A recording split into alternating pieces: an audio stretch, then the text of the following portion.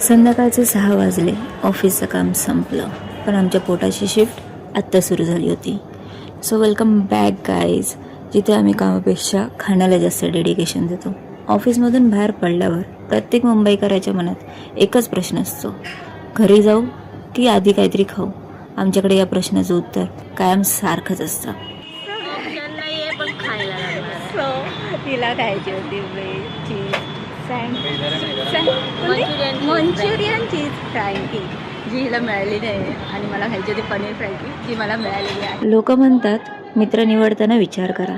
आम्ही food partner निवडताना विचार केला, कारण जो शेवटचा घास शेअर करतो तोच खरा मित्र.